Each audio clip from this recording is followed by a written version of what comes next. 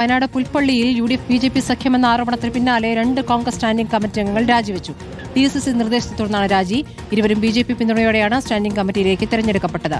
ദീപക് മോഹൻ വിവരങ്ങളുമായി. ദീപക്, നേരത്തെ നേതൃത്വത്തിന്റെ ആവശ്യപ്രകാരം പിന്തുണയ്ക്കുന്നു എന്നാണല്ലോ നേരത്തെ കോൺഗ്രസ് അംഗങ്ങൾ പറഞ്ഞിരുന്നത്. പക്ഷേ ഇപ്പോൾ രാജിവെച്ചിരിക്കുന്നു.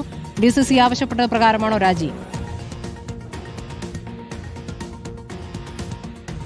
സ്മൃതി, നിലവിൽ പുൽപ്പള്ളി ഗ്രാമപഞ്ചായത്തിൽ UDFും BJPയും ചേർന്നൊരു സഖ്യം ഇല്ല എന്ന് തന്നെയാണ് ഇപ്പോൾ പുറത്തുവരുന്ന വിവരം. നേരത്തെ ഇതുമായി ബന്ധപ്പെട്ട്, അതായത് പുൽപ്പള്ളി ഗ്രാമപഞ്ചായത്തിൽ 9 സീറ്റ് LDFും 8 സീറ്റ് UDFും 4 സീറ്റ് BJPയുമായിരുന്നു.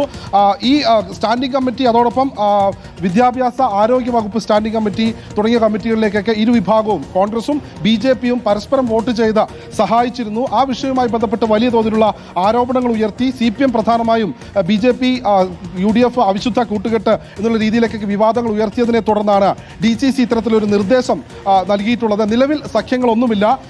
മുസ്ലിം ലീഗ് നേരത്തെ തന്നെ ഈ വിഷയവുമായി ബന്ധപ്പെട്ട് വിട്ടുനിൽക്കുന്നു എന്ന് പറഞ്ഞിരുന്നു. BJP പിന്തുണയിൽ വിജയിച്ച 2 കോൺഗ്രസ് സ്റ്റാൻഡിംഗ് കമ്മിറ്റി അംഗങ്ങൾ നിലവിൽ രാജിവെച്ചിട്ടുണ്ട്.